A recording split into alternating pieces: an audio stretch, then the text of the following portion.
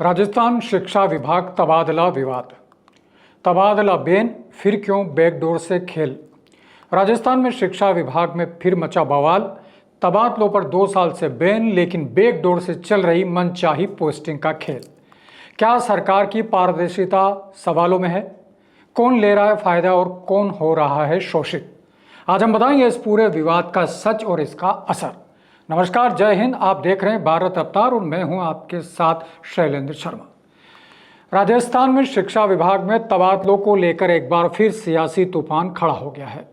शिक्षा विभाग में बैकडोर से तबादलों का खेल जोर शोर से चल रहा है, जिसने न केवल शिक्षक संगठनों को आक्रोशित किया बल्कि सरकार की पारदर्शिता और जवाबदेही पर भी सवाल उठाए हैं।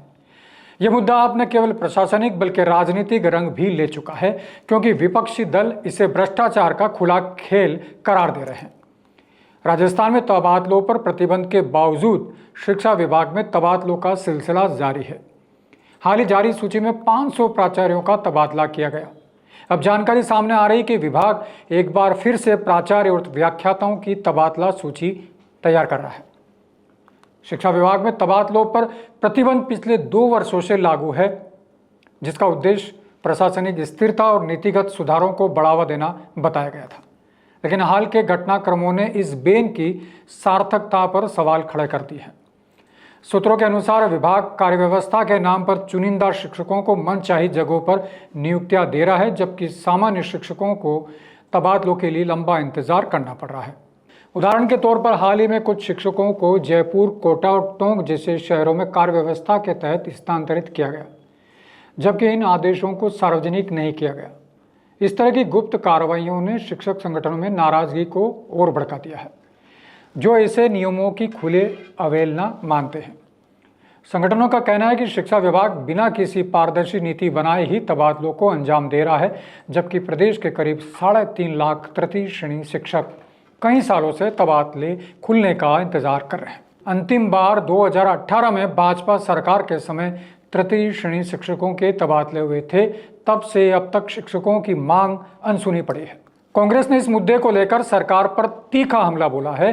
उनका कहना है कि एक तरफ सरकार तबादला बैन का ढोल पीट रही है, वहीं दूसरी ओर बैकडोर से पैसे लेकर मनचाही पोस्टिंग का खेल चल रहा है। शिक्षक संगठनों का भी कहना है कि यह मनमानी न केवल शिक्षकों के मनोबल को तोड़ रही है, बल्कि शिक्षा व्यवस्था को भी कमजोर कर रही है।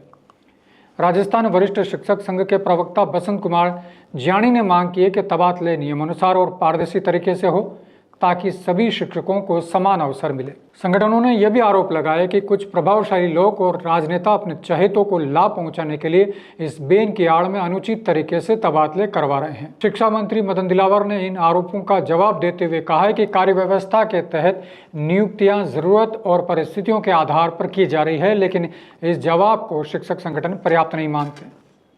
इसे भ्रष्टाचार को छिपाने की कोशिश करार दे रहे हैं। इसी बीच हम देखते हैं कि शिक्षा विभाग से जुड़ा यह डेटा फैक्ट। प्रदेश में करीब 2.5 लाख तृतीय श्रेणी शिक्षक कार्यरत हैं, जिसमें 2021 में 85,000 तृतीय श्रेणी शिक्षकों से आवेदन लिए गए।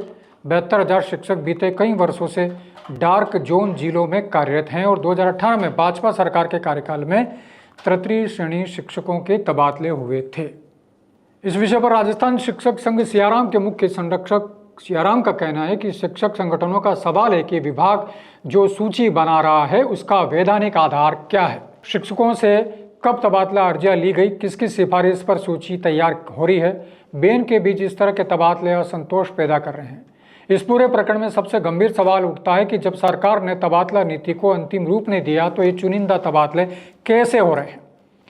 राजस्थान उच्च न्यायालय ने भी पिछले वर्ष बैक डेट में हुए तबादलों को गंभीरता से लिया था, लेकिन स्थिति में सुधार के बजाय यह खेल और तेज होता दिख रहा है। शिक्षक संगठनों ने आंदोलन की चेतावनी दी है और मुख्यमंत्री से इस मामले में हस्तक्षेप की मांग की है। निष्कर्ष क्या निकलता है? शिक्षा विभाग में चल रहा तबादला खेल न केवल प्रशासनिक पारदर्शिता की कमी को उजागर करता, बल्कि यह भी दर्शाता है बैन जैसे नियम सामान्य शिक्षकों के लिए तो लागू है, लेकिन प्रभावशाली लोगों के लिए नियमों में छूट का रास्ता हमेशा खुला रहता है। यह स्थिति न केवल शिक्षा व्यवस्था के लिए हानिकारक है, बल्कि सरकार की विश्वसनीयता पर भी गहरा आघात करती है। इससे सामान्य शिक्षकों का मनोबल टूटा। ग्रामीण और पिछले इलाकों में शिक्षक की कमी बनी रहती है, शायद इसलिए शिक्षा व्यवस्था कमजोर है। सरकार की विश्वसनीयता पर भी बड़ा सवाल है।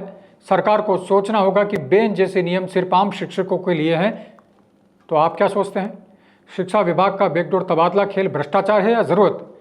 क्या बेन का मतलब सिर्फ आम शिक्षकों को रोके रखना है? कमेंट में अपनी राय जरूर दें और ये जानकारी आपको अच्छी लगी तो भारत रफ्तार को सब्सक्राइब जरूर करें। जय हिंद।